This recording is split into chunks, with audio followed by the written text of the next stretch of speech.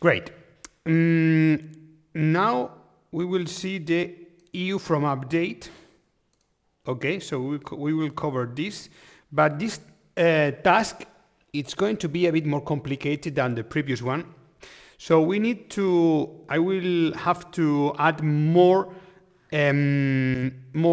things to this in order to achieve the update. So we will see, we have seen also a little bit of forms. Okay, I will leave it in blue because we have seen what is a form? The text field. Okay, when I was doing the text field, we have seen forms already. And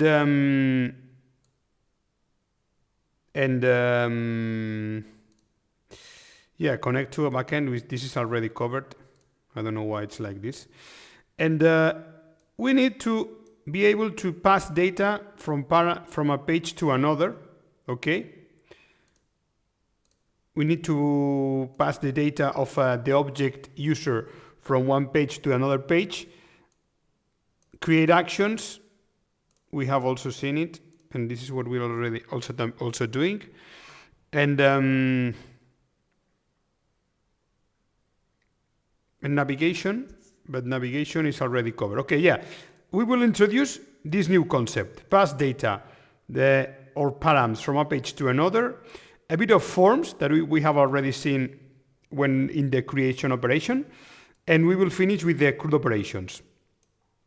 And the way I don't spread it is because I'm forced to do it this way. You will see why. Okay, so we are here, and I need to be able to update an email. How can we achieve that? I will first of all add an icon. So I come to the design, and in this row I will add from here an icon. This icon should be before the delete. Okay, so I change the order. The size of the previous icon here in this tab, this is the styling options of this widget. You see? So I'm in the styling options. The previous icon had 30 and red. This one will have also 13 size, but the color will be black. And the icon will be the pencil. Pencil, edit, this one, okay? And no, I like more edit this one. Otherwise,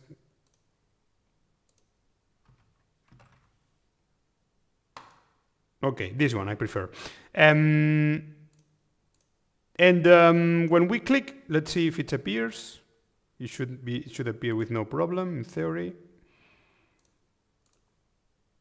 Right, it's loading. Well, we wait while it's loading. What we'll do is we'll open a new page where we will load past the data, the object of this row. Okay, we have already the child page, so I will take advantage of this page. Why not?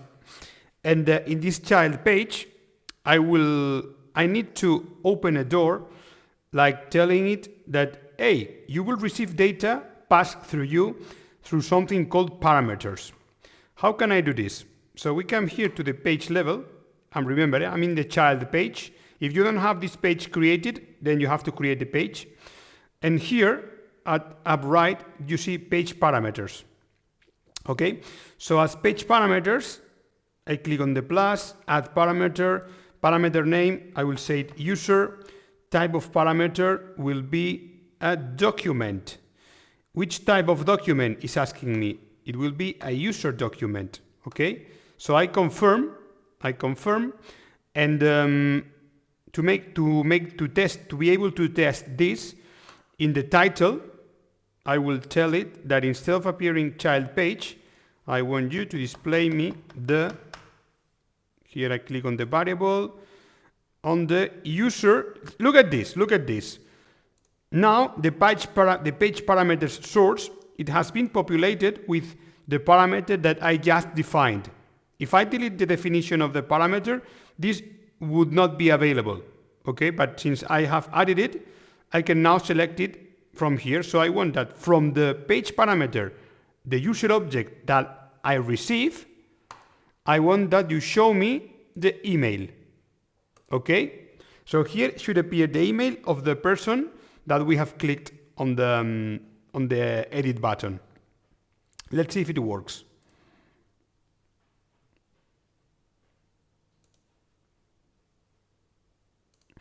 So I click on Steven, instant reload. Ah, wait. I forgot something. Yeah, the page, the child page, it's expecting to receive the data, but I forgot something. Sorry. I forgot to add the action in the icon, okay? To add the action of navigate to child page. And look at this. Below here in the options, we have something called parameters. And if I click in pass, this user is the same name parameter that I defined in the child page. Okay, so this is already checking which parameter it's was predefined in the child page. I can also define it from here, but okay, now let's stick to this. So I click here and I say that the user parameter that I will pass you will be the user document of this row. Okay, I confirm, and now this should work. Reload, and the action, the icon action. Yes, this, I think it should work, but it's not working because, let's see, reload. And now, yes, look. John, Laura, Steven. Great. So I'm passing this object to the child page. And remember, this button was to navigate back, okay? This button was defined in another lesson, but if I come here, you see this action. The action is navigate back. Great. So what we need now is to work in the child page, and I will copy from the home page all this whole row, right click, copy. I will come to the child page and I will paste it. I will add some padding at the bottom, at the top, and here I want that by the not in the text field, sorry, in the whole row. I want to add in a whole row 20 pixels, and I want to and here I will add some pixels, and I will tell it to preload the email, okay, to preload it. So I select the text field, and in the menu of the right, the option that we need is the initial value. Initial value of this field will be established as the page parameter, the user email, okay? Great, so this will preload the email in the, if I click here, well, I have to reload because I did some changes. It's reloading. Remember, you have to reload it always, otherwise you will not see the changes. Now I click here, and you see the email is here established. Okay, now the last thing I have to do is, instead of save, I will change it to the text of update, because it's updating.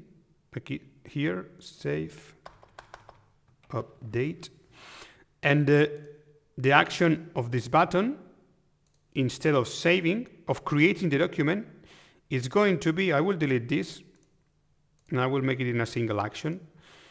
Okay, I will make it in a single action, and the action will be firestore, update document. You see, update document, and which document is asking me. So I click here, and the parameter passed me a user object. Inside this user object, in the properties, there is one called reference. The reference, it's the ID. Okay, it's what we mentioned before of this pointing. So that's what we need to to establish the reference. Okay, we confirm, and as fields we will modify. Okay, here we are telling this object, right? And what fields should I set? The email is the one that you have to set. Which variable? From a specific value? No, from a variable. Update, delete, update, increment, delete, update, increment, delete, etc. 1 second.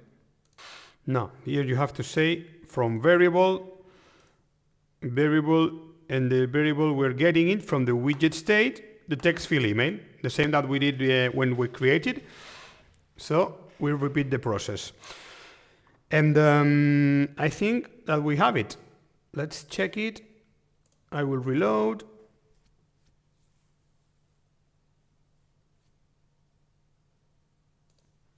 Let's test it.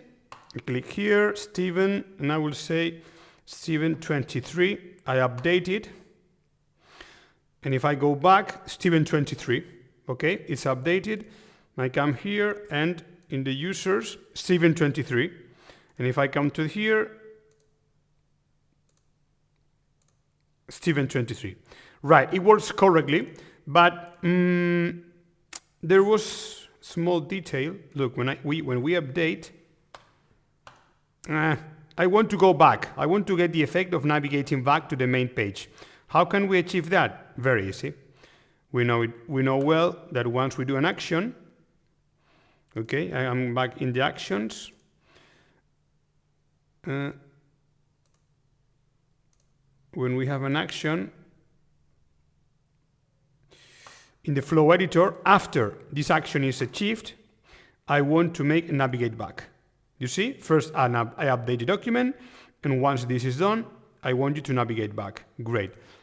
Let's see now if the effect is more I don't know, more convenient for this scenario. So I want to update Steven to Steve, update, and I go back. Perfect. That's it. Okay, this is starting to look good. Now, this is with a CRUD operation. With a CRUD operation, you can conquer the world, because at some extent, all the applications are CRUDs, right? This is an interface with design that interacts with a database. That if we make a reduction, these all the applications are just CRUDs. More complex, less complex, but that's what they are at the end of the day. Fantastic.